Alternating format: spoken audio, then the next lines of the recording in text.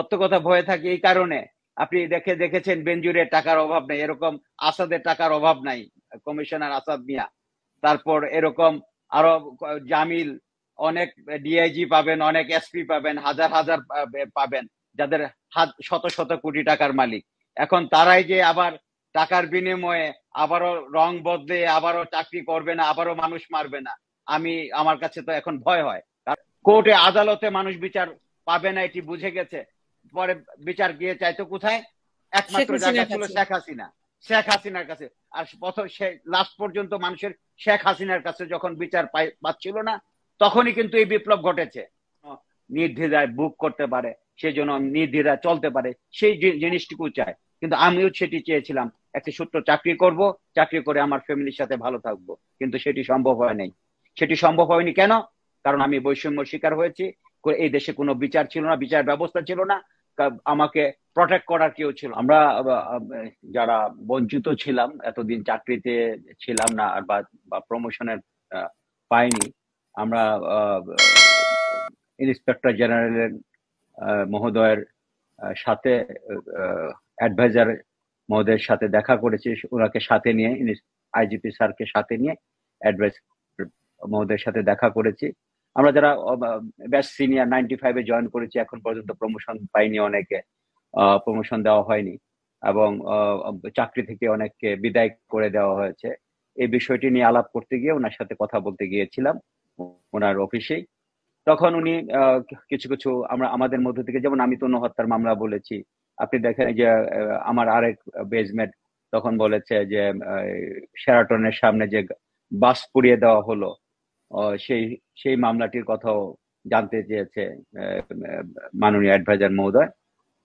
আরো সাগররুনি হত্যার মামলাটিও উনি জানতে চেয়েছে।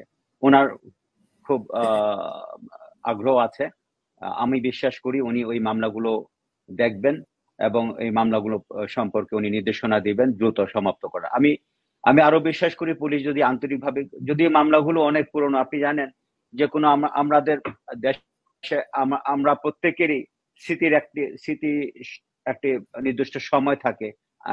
একটি মামলার সাথে সাথে হলে পরে আমি যে এভিডেন্সটি কালেক্ট করতে পারবো, সময়ের ব্যবধানে এই এভিডেন্স গুলো অনেকই নষ্ট হয়ে যায় এবং স্মৃতিশক্তিও নষ্ট হয়ে যায়, যে সেই এভিডেন্স গুলো আবারও সেইভাবে পাওয়া যায় না। আবার কিছু এভিডেন্স তো ইচ্ছাকৃত ভাবে বিনষ্ট করা হয়, নষ্ট করে দেওয়া হয়, যাতে এই মামলাগুলো আর কোনো অধ্যয়ন না করা যায়। তো আমরা যদি আমি বিশ্বাস করি আমার যারা কলিগরা চাকরিতে এখনো আছেন, যারা ভালো ভালো অবস্থানে আছেন, আমি যদি ফিরে আসি, আমি আমার সর্বোচ্চ চেষ্টা করব ওই মামলাগুলোকে একটি অবস্থানে নিতে এবং মামলাগুলো বিচার করতে। আর পাশাপাশি একটি দেখেন, এই দেশের আইন ব্যবস্থাপনায় মামলার সংখ্যা এত বেশি হয়ে গেছে যে বিচার কার্য করতে প্রায় 10-15 বছর লেগে যাচ্ছে। একটি মামলা বিচার প্রক্রিয়া, হাজার হাজার মামলা এক একটি কোর্টে, বা থানাতেও প্রচুর মামলা, সিআইডিতে প্রচুর মামলা। এগুলা মামলা তদন্ত প্রায়োরিটি বেসিসে যদি আমরা না করি, তাহলে, এবং বিচার যদি দ্রুততার সাথে না করি, তাহলে আসলে একটি কথা আছে, আপনি জানেন, জাস্টিস ডিলে জাস্টিস ডিনাইড। আমরা যদি এভাবে ডিলে করতে থাকি, একসময় মানুষ হতাশ না, হয়ে যায়। শুধু তা মামলা কেন বলবেন, এই যে যারা গুলি করে, পুলিশের যারা গুলি করে মানুষ মারলো, আমার কাছে তো, আমি তো এখন ভয়ে থাকি, সত্য কথা ভয়ে থাকি এই কারণে, আপনি দেখেছেন বেনজুরের টাকার অভাব নেই, এরকম আসাদের টাকার অভাব নাই, কমিশনার আসাদ মিয়া। তারপর এরকম আরো জামিল, অনেক ডিআইজি পাবেন, অনেক এসপি পাবেন, হাজার হাজার পাবেন, যাদের শত শত কোটি টাকার মালিক। এখন তারাই যে আবার টাকার বিনিময়ে আবারও রং বদলে আবারও চাকরি করবে না, আবারও মানুষ মারবে না, আমার কাছে তো এখন ভয় হয়। কারণ তাদেরকে এখনো আইনের আওতায় কেন আনা হচ্ছে না, তাদেরকে এখনো কেন মানে চাকরিচ্যুত করা হচ্ছে না, এখনো যদি বিচারের আওতায় না হয়, আমার আমার আমার সত্যিকারের ভয় হয়। আপনি আরেকটি জিনিস খেয়াল করবেন, আপনি বলছিলেন যে হিন্দু সম্প্রদায়ের উপর আঘাত করা হচ্ছে, ভারত থেকে এটি বলা হচ্ছে। আপনি দেখেন পুলিশের মধ্যে যদি আমি বলি, আপনি প্রদীপের কথা বলেন, আপনি কৃষ্ণর কথা বলেন, আপনি দেবদাসের কথা বলেন, আপনি প্রলয়ের কথা বলেন, আপনি বিপ্লব, আপনি সুদীপ, শ্যামল, এরা কত মানুষ হত্যা করেছে। এখন এদেরকে যদি আমরা বিচারের আওতায় আনি, এদেরকে যদি চাকরিচ্যুত করি, বা সরকার যদি এদেরকে বিচারের আওতায় আনে, আপনি কি তখন বলবেন যে না, এরা তো হিন্দু সম্প্রদায় বা সংখ্যালঘু, এদেরকে অন্যায় করা হচ্ছে? এটি যদি বলা হয় তাহলে কি এটিও কি বিচার হবে? এটি এটি কি মানে বৈষম্যহীন হবে না? এটি কি বৈষম্য বয়ে মানে আনবে না? এদেরকে তো আসলে অবশ্যই এদেরকে সংখ্যালঘু বিচারের হিসেবে আওতায় আনতে হবে। হুম আমি বলবো এটা সংখ্যালঘু না। অনারেবল চিফ অ্যাডভাইজার যেটি বলেছেন, আমরা কাউকে সংখ্যালঘু, কাউকে নির্গোষ্ঠী, কাউকে অমুক গোষ্ঠী আমরা বলতে চাই না। আমরা সবাই বাংলাদেশি। যার যার অন্যায়ের জন্য যার যার বিচার হবে, যার যার ভালো কাজের জন্য সে যে প্রশংসিত হবে, ভালো পুরস্কৃত হবে, এটি হওয়া উচিত। সংখ্যালঘু বা সংখ্যাগুরু বা হিন্দু সম্প্রদায়, মুসলমান সম্প্রদায়, নির্গোষ্ঠী, এগুলোকে দিয়ে বাংলাদেশের মানুষকে, বাংলাদেশিদেরকে আলাদা করা কোনোভাবেই ঠিক না। যার যেই অন্যায় তার বিচার হওয়া উচিত, এবং যার যে ভালো কাজ তার প্রশংসা এবং তার পুরস্কৃত হওয়া উচিত, আমি বিশ্বাস করি।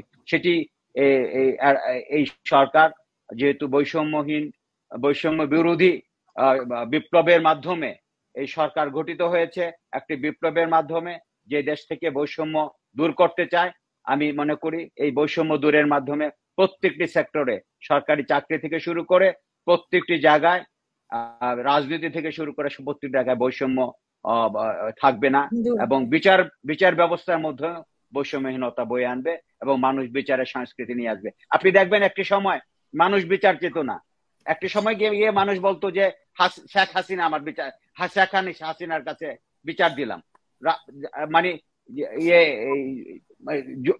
কোর্টে আদালতে মানুষ বিচার পাবে না এটি বুঝে গেছে। পরে বিচার গিয়ে চাইতো কোথায়? একমাত্র জায়গা ছিল শেখ হাসিনার কাছে। আর সে লাস্ট পর্যন্ত মানুষের শেখ হাসিনার কাছে যখন বিচার পাচ্ছিল না, তখনই কিন্তু এই বিপ্লব ঘটেছে। মানুষের যাওয়ার জায়গা ছিল না।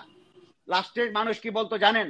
আমি যেটা বলতাম, আমার যখন চাকরি চলে গেল, আমি বললাম আল্লাহ বিচার করবে, কারণ আমি তো বিচার পাবো না।